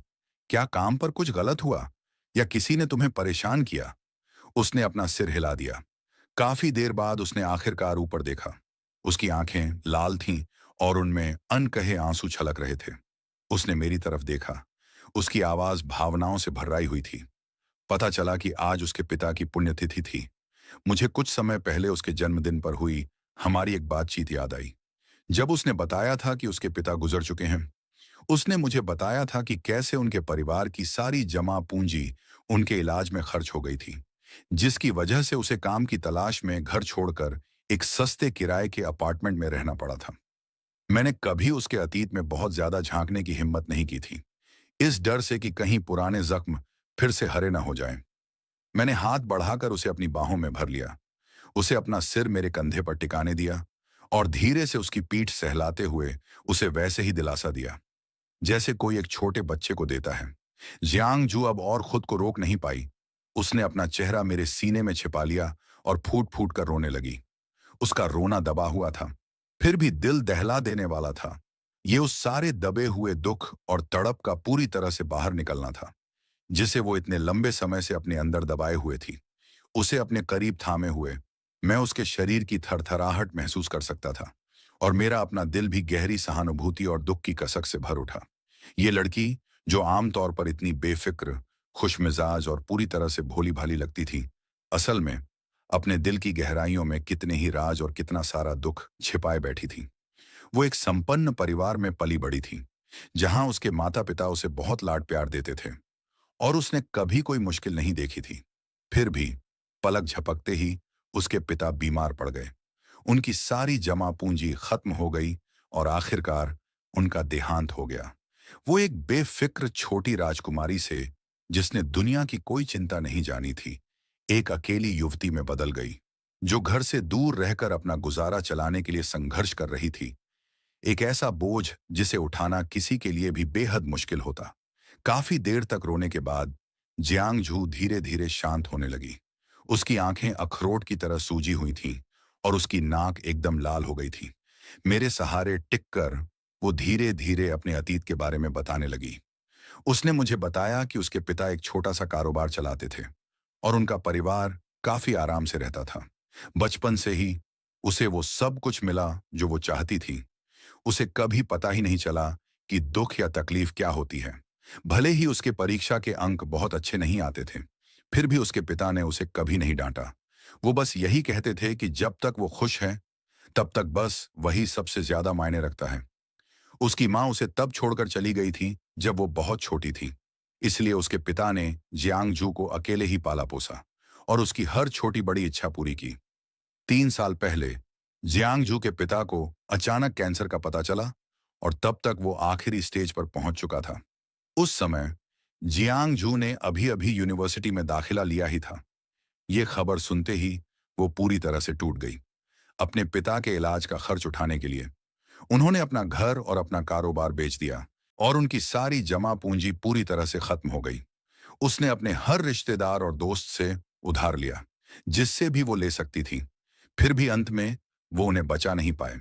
जिस दिन उसके पिता का देहांत हुआ, उन्होंने जियांगजू का हाथ थामा और उसे कहा कि वो अपना अच्छे से ख्याल रखे, किसी को भी अपने साथ बुरा बर्ताव न करने दे, हमेशा खुश रहे और किसी ऐसे इंसान को ढूंढे जो उसके साथ अच्छा बर्ताव करे, जैसा कि वो खुद उसके साथ नहीं कर पाए थे। जियांगजू ने उनसे वादा किया कि वो ऐसा ही करेगी। फिर भी जियांगजू कभी भी अपने पिता के बारे में सोचना बंद नहीं कर पाई।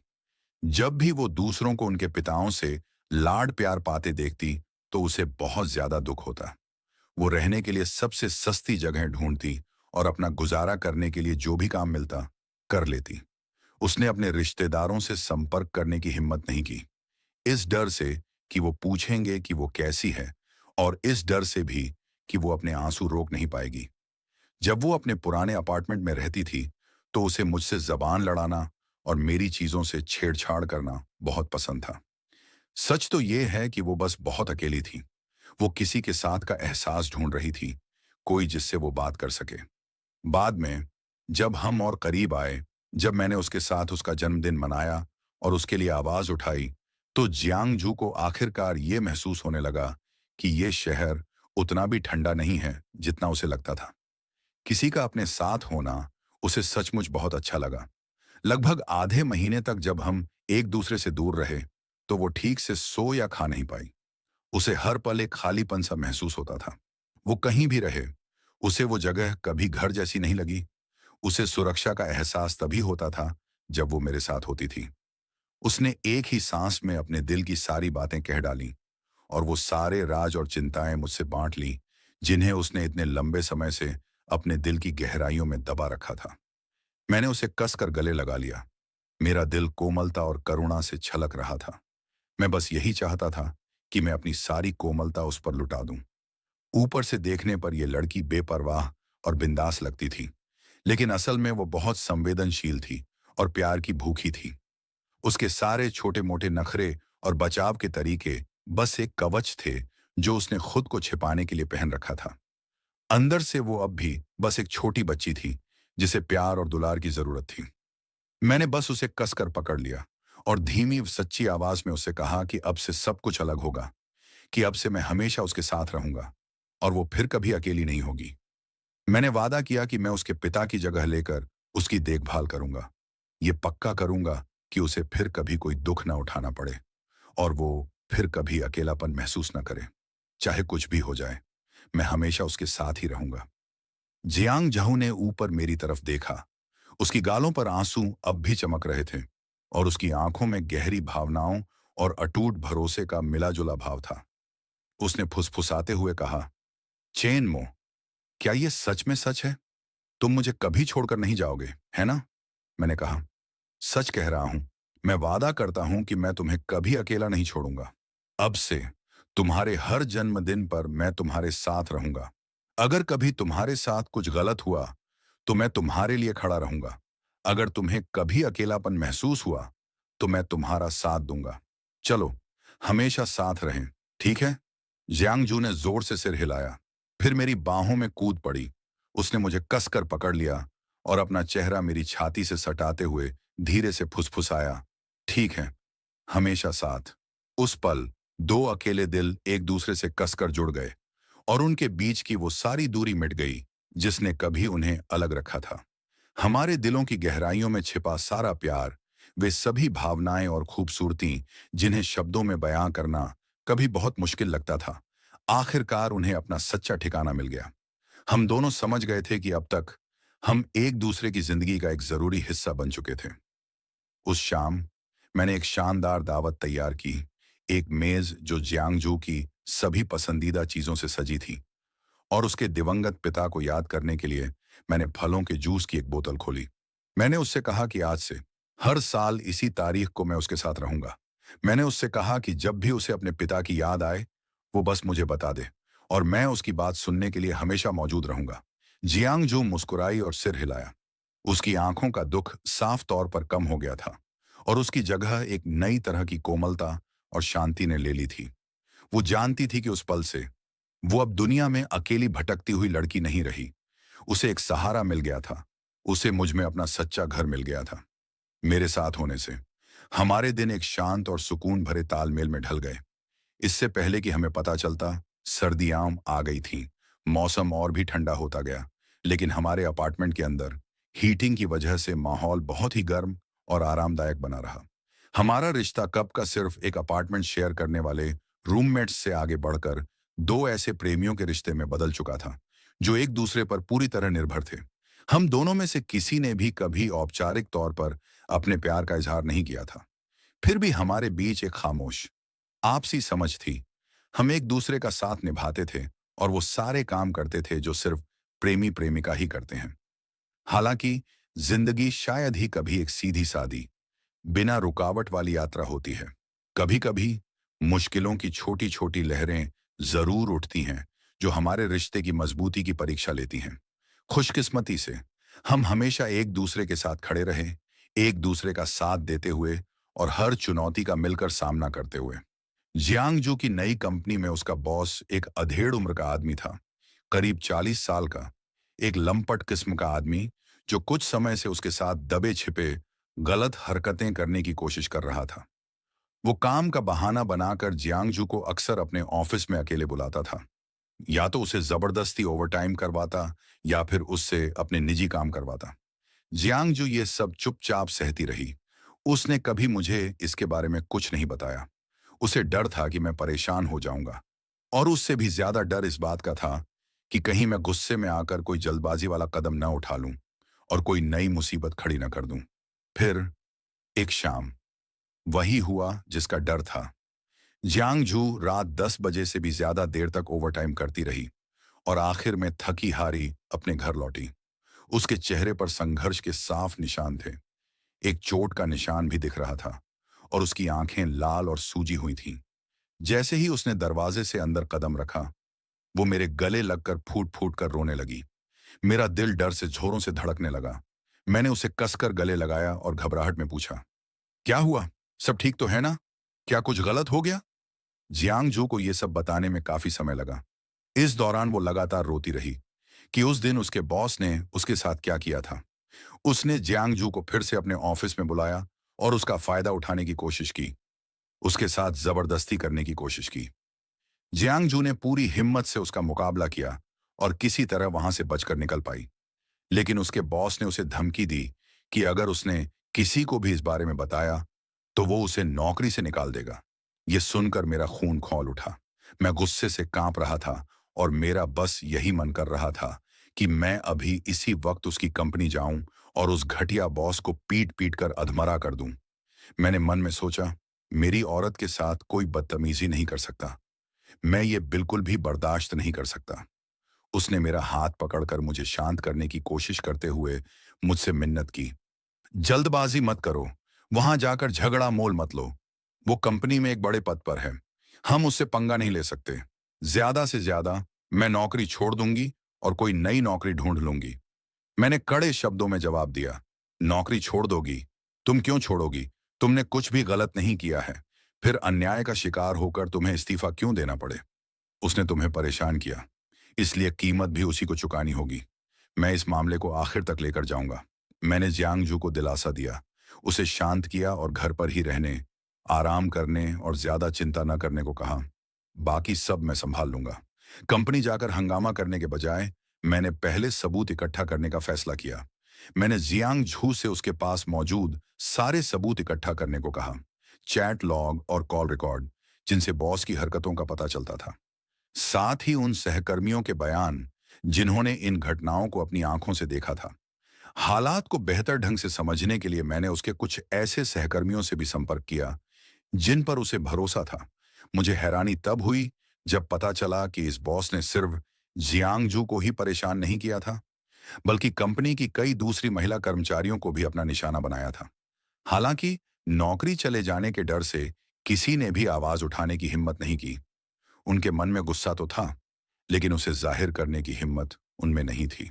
सेल्फ मीडिया इंडस्ट्री में इतने लंबे समय तक काम करने की वजह से मैंने मीडिया से जुड़े लोगों और ब्लॉगर्स का एक बड़ा नेटवर्क बना लिया था। मुझे पता था कि काम की जगह पर परेशान करने वाले ऐसे लोगों से निपटने के मेरे पास कई तरीके हैं। सबसे पहले मैंने इकट्ठा किए गए सबूतों को गुमनाम तरीके से कंपनी के हेडक्वार्टर, खास तौर पर उनके अंदरूनी अनुशासन और जांच विभाग को भेज दिया। इसके बाद मैंने कुछ स्थानीय लाइफस्टाइल ब्लॉगर्स से संपर्क किया और उनसे इस घटना को बड़े ही सलीके से उजागर करवाया, ताकि दूसरी कामकाजी महिलाओं को भी सावधान रहने की चेतावनी मिल सके। साथ ही मैंने इस मामले के कानूनी पहलुओं पर अपने एक वकील दोस्त से सलाह ली, ताकि हम जरूरत पड़ने पर मुकदमा करने का अपना अधिकार सुरक्षित रख सकें। कुछ दिनों बाद कंपनी के हेडक्वार्टर से एक टीम जांच के लिए वहां पहुंची। उस घटिया बॉस ने हर बात से इनकार करने और अपनी बातों के जाल में फंसाकर बचने की कोशिश की, लेकिन सबूत इतने पक्के थे कि उन्हें झुठलाया नहीं जा सकता था। और जांच से हिम्मत पाकर कई दूसरी महिला कर्मचारियों ने भी आगे आकर उसके खिलाफ गवाही दी। अब उसके पास बचने का कोई भी रास्ता नहीं बचा था। अपनी साख को पहुंचने वाले संभावित नुकसान की चिंता करते हुए कंपनी ने उसे तुरंत नौकरी से निकाल दिया। उन्होंने सार्वजनिक रूप से माफी भी मांगी, खास तौर पर उन सभी महिला कर्मचारियों से जिन्हें परेशान किया गया था, और ये वादा किया कि वे अपने अंदरूनी प्रबंधन नियमों को और भी सख्त करेंगे, ताकि भविष्य में ऐसी घटनाएं दोबारा कभी न हों। जब जियांग झू ने यह खबर सुनी तो वो हैरान रह गई। उसने खुशी से कहा, वाह, तुम तो कमाल के हो। तुमने ये पूरी बात इतनी जल्दी सुलझा दी। मुझे तो लगा था कि यह मामला कभी खत्म ही नहीं होगा। मैंने मुस्कुराते हुए जवाब दिया, हम बेशक मैंने किया। जरा देखो तो सही कि तुम किसकी गर्लफ्रेंड हो। अगर किसी ने भी तुमसे पंगा लेने की हिम्मत की तो मैं ये पक्का करूंगा कि उसे इसकी कीमत चुकानी पड़े। ये शब्द मेरे चाहने से पहले ही मेरे मुंह से निकल गए। बोलने के बाद ही मुझे एहसास हुआ कि मैंने असल में मेरी गर्लफ्रेंड वाला जुमला कह दिया है। मुझे अचानक से शर्म आ गई। जियांग जू ने एक छोटी सी नजरें मिलाई और फिर प्यारी सी मुस्कान बिखेर दी। अपने पंजों पर खड़ी होकर उसने मेरे गाल पर प्यार से एक किस किया और फुसफुसाते हुए कहा, हाँ, मैं तुम्हारी ही गर्लफ्रेंड हूं। अब से तुम्हें मुझसे ये वादा करना होगा कि तुम हमेशा मेरा ख्याल रखोगे। मेरा दिल प्यार से भर गया। मैंने उसे अपनी बाहों में भर लिया और उसे किस करने के लिए नीचे झुका। ये एक ऐसा किस था जो कोमल भी था और गहरा प्यार भरा भी। हमारे आपसी प्यार और साथ का एक खामोश गवाह। ये कोई नाटकीय या तूफानी रोमांस नहीं था, बल्कि इतना गहरा था कि हमारी रूह में ही बस गया। उस दिन से हम आधिकारिक तौर पर एक कपल बन गए। अब हम सिर्फ दो ऐसे लोग नहीं थे जिनके बीच एक खामोश, अनकहा आकर्षण था, बल्कि अब हम खुलेआम और गर्व से एक दूसरे के प्यार में थे। जिस अपार्टमेंट में हम साथ रहते थे वो पूरी तरह से हमारे अपने छोटे से घर में बदल गया था, जो प्यार और अपनापन से भरा हुआ था। हालांकि कुछ ही समय बाद मुझे अपनी तरफ से थोड़ी मुश्किल का सामना करना पड़ा। एक कॉम्पिटिटर ने जानबूझकर मेरे एक दूसरे सोशल मीडिया अकाउंट की रिपोर्ट कर दी और झूठा दावा किया कि मेरा कंटेंट सामंती अंधविश्वास को बढ़ावा देता है। मेरे कई वीडियो कथित उल्लंघनों के कारण हटा दिए गए और मेरे अकाउंट पर ट्रैफिक को लेकर कड़ी पाबंदियां लगा दी गईं। मेरी कमाई रातों रात एकदम से गिर गई। बहुत ज्यादा निराश होकर मैं पूरे दिन अपने स्टडी रूम में ही दुबका रहा, इतना उदास कि किसी से बात भी नहीं कर पा रहा था। जियांग झू ने मेरी परेशानी देखी और मेरा दर्द महसूस किया। हालांकि उसने जोर से कुछ कहा नहीं, इसके बजाय वो हर दिन मेरे लिए स्वादिष्ट खाना बनाने के नए नए तरीके ढूंढती, मेरा हौसला बढ़ाने के लिए मेरे पास ही रही, और यहां तक कि मेरी मदद करने के लिए सोशल मीडिया प्लेटफॉर्म के नियमों कानूनों का भी अध्ययन करना शुरू कर दिया। उसने मेरे कंटेंट को व्यवस्थित करने, मेरी स्क्रिप्ट को सुधारने में मेरी मदद की, और रात रात भर मेरे साथ जागकर हम दोनों मिलकर समस्याओं के समाधान ढूंढते रहे। मेरे बगल में बैठकर मेरा हाथ थामे हुए जियांग जू ने कहा, हिम्मत मत हारो, तुम्हारा कंटेंट बहुत बढ़िया है, बस तुम्हें बेवजह निशाना बनाया गया है। हम धीरे धीरे कुछ बदलाव करेंगे। अगर हम नए सिरे से शुरुआत करें तो चीजें निश्चित रूप से बेहतर होती जाएंगी। उसकी आंखों में अटूट हौसला भरा था। उसकी लगातार मौजूदगी और हौसले के सहारे मैंने धीरे धीरे अपनी सोच बदली। मैंने अपने कंटेंट को बेहतर बनाना शुरू किया, संवेदनशील विषयों से परहेज किया, और भी ज्यादा अच्छी क्वालिटी के वीडियो और स्क्रिप्ट बनाने लगा। जियांग जो लगातार रणनीतिक सलाह देती रही और कई नए और रचनात्मक विचार लेकर आई। उसके अनोखे, कल्पनाशील विचार मेरे दूसरे अकाउंट के लिए एकदम सही साबित हुए। मुझे हैरानी हुई कि उन बदलावों के बाद मेरे अकाउंट का ट्रैफिक धीरे धीरे ठीक होने लगा और आखिरकार अपने पिछले स्तरों से भी आगे निकल गया। मेरे फॉलोअर्स की संख्या पहले से कहीं ज्यादा तेजी से बढ़ी और मेरी कमाई में भी काफी बढ़ोतरी हुई। मैंने जियांग जू को कसकर गले लगा लिया। मेरा दिल कृतज्ञता से भर गया था।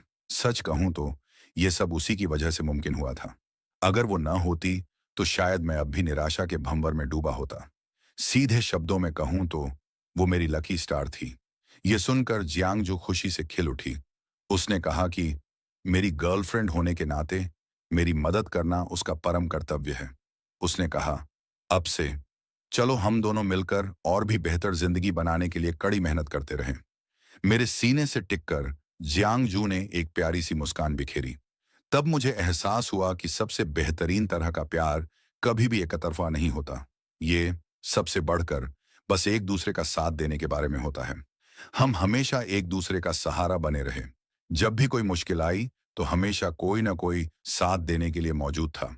जब हम पूरी तरह टूट गए तो हमने एक दूसरे को संभाला, हर तूफान का मिलकर सामना किया, कभी हिम्मत नहीं हारी और कभी एक दूसरे का साथ नहीं छोड़ा। फिर बिल्कुल अचानक सर्दियों की बर्फ आ गई। इस शहर में इस मौसम की पहली बर्फबारी। हवा में उड़ते बर्फ के कणों के बीच पूरा कैंपस बेहद खूबसूरत नजर आने लगा। वो वीकेंड का दिन था और जहां बाहर जोरों की बर्फबारी हो रही थी, वहीं हमारे अपार्टमेंट के अंदर काफी गर्माहट और सुकून था। मैं काफी समय से इस पल की तैयारी कर रहा था। जियांग जू से अपने प्यार का औपचारिक इजहार करने की योजना बना रहा था। एक ऐसा पल जो सचमुच बेहद खास और यादगार होने वाला था। हालांकि हमारा रिश्ता पहले ही बन चुका था, फिर भी मैंने कभी औपचारिक रूप से उसके सामने अपने दिल की बात नहीं कही थी। मुझे हमेशा लगता था कि ये एक ऐसी रस्म है जो मुझे उसके लिए निभानी ही चाहिए। ये लड़की मेरे साथ रहने आ गई थी और मेरे छोटे से किराए के अपार्टमेंट में मेरे साथ रहती थी।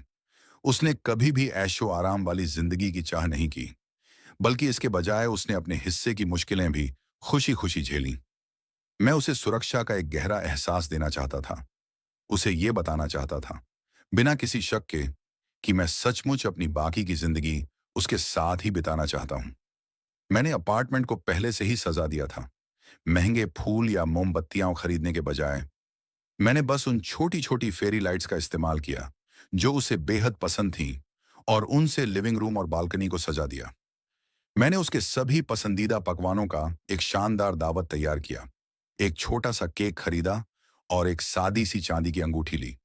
ये कोई बहुत महंगा जेवर नहीं था, फिर भी इसे खरीदने के लिए मैंने काफी लंबे समय तक पैसे बचाए थे।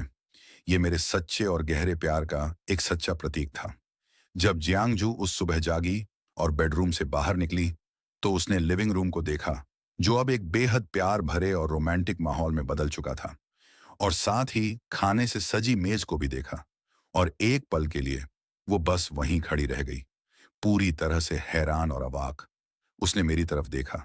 उसके चेहरे पर खुशी और हैरानी का मिला जुला भाव था, और उसने पूछा कि आज कौन सा खास मौका है और मैंने इतनी मेहनत क्यों की है। मैंने उसका हाथ पकड़ा और उसे डाइनिंग टेबल पर बिठाया। पूरी गंभीरता और प्यार से उसकी आंखों में देखते हुए मैंने एक एक शब्द कहा, आज कोई खास त्योहार नहीं है, बस मैं तुमसे अपने दिल की बात कहना चाहता था। इस पल को खास बनाना चाहता था और तुम्हें बताना चाहता था कि मेरे दिल में तुम्हारे लिए क्या है। हमने शुरू में एक दूसरे को नापसंद करने वाले पार्टनर के तौर पर शुरुआत की थी। हम एक दूसरे से अलग थे और थोड़ी बहुत नफरत भी करते थे। फिर धीरे धीरे हम एक दूसरे को समझने लगे और एक दूसरे का साथ देने लगे और अब हमारे दिल एक साथ धड़कते हैं।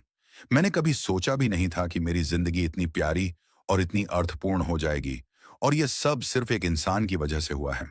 तुमसे मिलने से पहले मैं अकेला रहता था। मुझे लगता था कि बस जिंदगी गुजार लेना ही काफी है। जब तक मेरे पास खाने के लिए खाना और सिर पर छत है, मैं खुश हूं। लेकिन तुमसे मिलने के बाद मुझे पहली बार समझ आया कि घर का असली मतलब क्या होता है और किसी की इतनी परवाह करने का क्या मतलब होता है। मेरे पास ज्यादा पैसे नहीं हैं, न ही मुझ में कोई असाधारण हुनर है। मैं बस एक आम कंटेंट क्रिएटर हूं। मैं तुम्हें बहुत ज्यादा दौलत वाली जिंदगी तो नहीं दे सकता, लेकिन मैं तुमसे ये वादा कर सकता हूं, आने वाले हर एक दिन मैं तुम्हें प्यार करूंगा, तुम्हारी परवाह करूंगा और तुम्हें कभी कोई दुख नहीं होने दूंगा, न ही तुम्हें कभी अकेला महसूस होने दूंगा। मैं तुम्हारे लिए दिन का तीनों समय का खाना बनाऊंगा और अपनी बाकी की जिंदगी तुम्हारे साथ बिताऊंगा। जियांग जू, मैं तुमसे प्यार करता हूं। ये कोई पल भर का जुनून नहीं है। ये एक ऐसा फैसला है जो मैंने बहुत सोच समझ कर लिया है।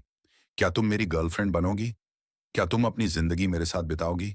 क्या तुम मुझसे शादी करोगी? मैंने अपनी चुनी हुई सादी सी चांदी की अंगूठी निकाली, एक घुटने पर बैठा और ऊपर उसकी तरफ देखा। मेरा दिल घबराहट और उम्मीद के मिले जुले भावों से जोरों से धड़क रहा था। जियांग जू वहीं जम सी गई और उसकी आंखों से आंसू बहने लगे। ये जज्बात के आंसू थे, सच्ची खुशी के आंसू थे। उसने जोर से सिर हिलाया। उसकी आवाज जज्बातों से भरी हुई थी। हाँ, ओह, हाँ, मैं कितने समय से इसी पल का इंतजार कर रही थी। मैं खड़ा हुआ और उसकी उंगली में अंगूठी पहना दी। वो एकदम सही फिट हुई। मैंने मुस्कुराते हुए कहा, अब से तुम मेरी हो। तुम जिंदगी भर के लिए मेरे साथ बंध गई हो। अब बचने का कोई रास्ता नहीं है। जियांग झू ने मुझे बाहों में भर लिया। वो जोर जोर से रो रही थी, फिर भी उसकी आंखों में बेपनाह खुशी झलक रही थी। उसने अपनी उंगली में पहनी अंगूठी को देखा और आंसुओं के बीच हंसते हुए कहा, यह अब तक मिला सबसे बेहतरीन तोहफा है। दुनिया के किसी भी सोने, चांदी या जेवर से कहीं ज्यादा खूबसूरत। उस दिन हम खिड़की के पास खड़े होकर बाहर तेजी से गिरती बर्फ को देख रहे थे। हमने साथ खाना खाया, अपने भविष्य के बारे में बातें की और हमारे दिल एक अजीब सी गर्माहट से भर गए। वहां न कोई फैंसी चीनी मिट्टी के बर्तन थे, न ही कोई महंगे तोहफे। फिर भी ये सादी सी खुशी दुनिया की किसी भी चीज से ज्यादा कीमती लग रही थी। बर्फ पूरे दिन गिरती रही। शाम होते होते वो रुक गई।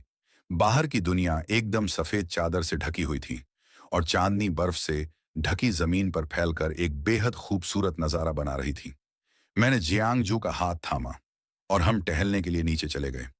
जैसे ही हमने बर्फ की मोटी परत पर कदम रखा, हमारे कदमों से एक प्यारी सी कुरकुरी आवाज आई।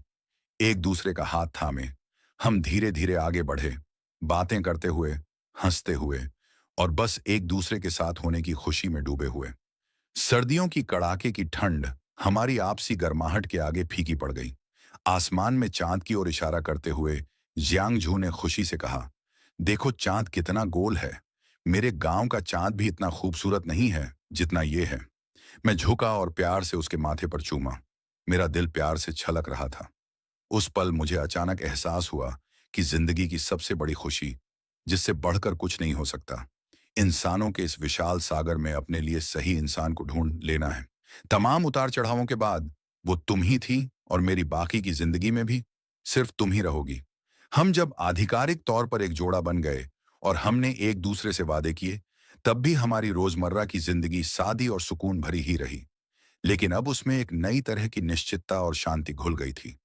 अब वो कोई भटकती हुई अकेली जिंदगी नहीं थी, बल्कि दो रूहों की जिंदगी थी जो एक दूसरे का साथ निभाते हुए कंधे से कंधा मिलाकर चल रही थीं। जियांगजू अपनी रोज की दिनचर्या निभाती रही। काम से छुट्टी लेकर घर आती, जहां उसके लिए गर्मा गर्म और स्वादिष्ट खाना इंतजार कर रहा होता। मैं सोशल मीडिया पर कंटेंट बनाने का अपना काम जारी रखे रही। मेरा करियर धीरे धीरे पटरी पर आ रहा था और मेरी आमदनी भी लगातार स्थिर होती जा रही थी। हम दोनों मिलकर पैसे बचाते और भविष्य की योजनाएं बनाते, इस इरादे के साथ कि 1 साल के भीतर हम एक छोटे से अपार्टमेंट के लिए डाउन पेमेंट कर देंगे, ताकि सचमुच हमारा अपना एक ऐसा घर हो जो सिर्फ हमारा हो। हमारी रोजमर्रा की जिंदगी में अभी भी छोटी मोटी नोक झोंक होती रहती थी। मिसाल के तौर पर, मैं अभी भी उन्हें उनके भुलक्कड़पन और चीजों को इधर उधर रखकर भूल जाने की आदत पर चिढ़ाती थी, जबकि वो मेरी तेज जबान और रोमांस की कमी पर मुझे चिढ़ाते थे। फिर भी हम दोनों ये समझते थे कि ये तो बस एक दूसरे से बातचीत करने का हमारा अपना ही एक अनोखा तरीका था। हम आपस में झगड़ते और एक दूसरे को चिढ़ाते जरूर थे, लेकिन हम कभी भी सचमुच एक दूसरे से नाराज नहीं होते थे। इसके विपरीत हमारा रिश्ता और भी ज्यादा मजबूत होता गया। लूनर न्यू ईयर के दौरान मैं जियांगजू के साथ उनके पैतृक शहर गई, ताकि उनके पिता की समाधि पर जाकर उन्हें श्रद्धांजलि दे सकूं।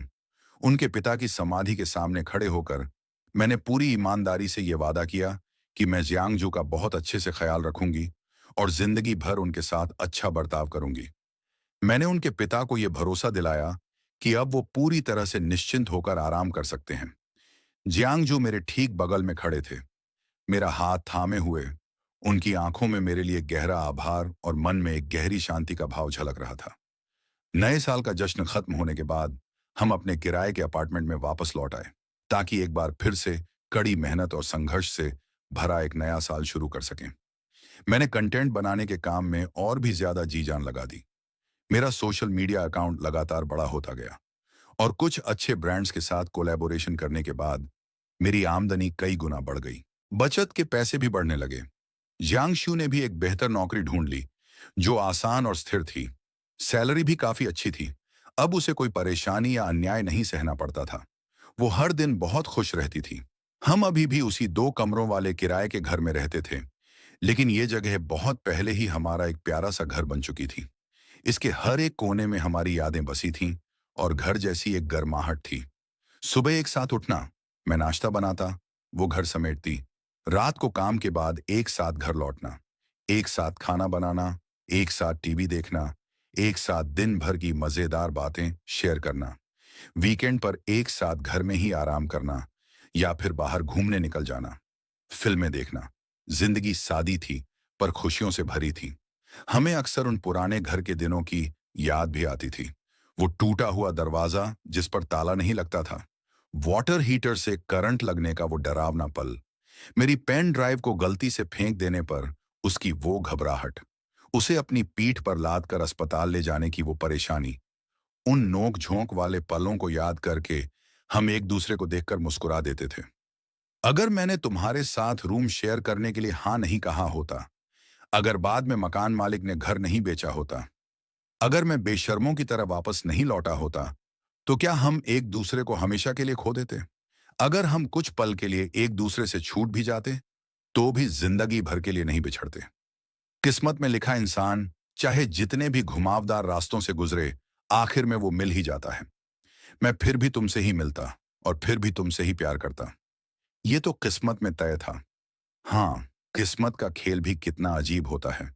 शुरुआत में एक दूसरे से चिढ़ने और दूर भागने से लेकर धीरे धीरे एक दूसरे के लिए दिल धड़कने तक, और फिर जिंदगी भर एक दूसरे का साथ निभाने तक।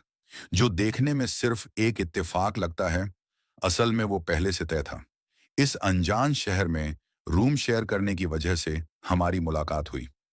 एक दूसरे का साथ पाकर प्यार हुआ और हमने रोजमर्रा की उन उलझनों भरी जिंदगी को एक कविता जैसी खूबसूरत और सुकून भरी जिंदगी में बदल दिया। देखते ही देखते एक और वसंत का मौसम आ गया। खिड़की के बाहर फूल खिल गए। हर तरफ एक नई जिंदगी थी। हमने घर के डाउन पेमेंट के लिए पैसे जमा कर लिए थे और हमें 2 कमरों का एक छोटा सा फ्लैट पसंद आ गया था। उसका लेआउट बहुत अच्छा था, रोशनी भी बहुत अच्छी आती थी और जियांग शियू की कंपनी से ज्यादा दूर भी नहीं था और मेरे घर से काम करने के लिए भी सही था। जिस दिन हमने कॉन्ट्रैक्ट साइन किया, हमने हाथ में हाथ डालकर अपने खुद के घर को देखा। हमारी आंखों में उत्साह और आने वाले कल के लिए उम्मीदें थीं। उसने खुशी से कहा, आखिरकार हमारा अपना घर हो गया। अब हमें फिर कभी किराए के घर में नहीं रहना पड़ेगा। अब हमें फिर कभी घर शिफ्ट नहीं करना पड़ेगा। अब से यही हमारा घर है, जिंदगी भर का घर। मैंने मुस्कुराते हुए कहा। मेरा दिल सुकून से भर गया था। एक पुराने टूटे फूटे किराए के कमरे से अब हमारे खुद के घर तक के सफर में हमने एक साथ मेहनत की, एक साथ संघर्ष किया और आखिरकार हमें एक सुरक्षित और पक्का ठिकाना मिल गया। घर शिफ्ट करते समय हमने ज्यादा लोगों को नहीं बुलाया। हम दोनों ने ही धीरे धीरे अपना सारा सामान समेटा। हर उस चीज को जिससे हमारी यादें जुड़ी थीं, बहुत सावधानी से नए घर में ले गए। वो खोकर वापस मिली हुई पेन ड्राइव, उसे मैंने अपनी डेस्क पर सबसे सामने रखा। वो हमारी पहली मुलाकात की गवाह थी। और वो हार्ड ड्राइव जो शुरुआत में मेरे पास थी, उसे भी हमने हमेशा के लिए संभाल कर रखा है, जो हमारी यादों और मेरी प्रेरणाओं से भरी है। नए घर की सजावट बहुत ही प्यारी थी, बिल्कुल हमारी पसंद के हिसाब से। नए घर में हमारी पहली रात, हमने बहुत सारा खाना बनाया, एक रेड वाइन की बोतल खोली, अपनी नई जिंदगी का जश्न मनाने के लिए। जियांग शू मेरे सामने बैठी थी। थैंक यू, मेरा हमेशा साथ देने के लिए थैंक यू, मुझे एक घर देने के लिए। शुक्रिया तो मुझे कहना चाहिए। मेरी जिंदगी में आने के लिए तुम्हारा शुक्रिया। तुमने मेरे सालों को खुशियों से भर दिया और मेरा अकेलापन दूर कर दिया। मैंने अपना वाइन ग्लास उठाया। अब से लेकर बची हुई पूरी जिंदगी तक मेरी हर मुश्किल तुम हो, मेरा सुकून तुम हो, मेरी शान और शौकत तुम हो, मेरे दिल की नरमी तुम हो, और जहां तक मेरी नजर जाए वहां बस तुम ही तुम हो। तो ये कहानी आपको कैसी लगी कमेंट में ज़रूर बताना। तो मिलते हैं एक और नई कहानी के साथ और नए चैप्टर के साथ, तब तक के लिए बाय।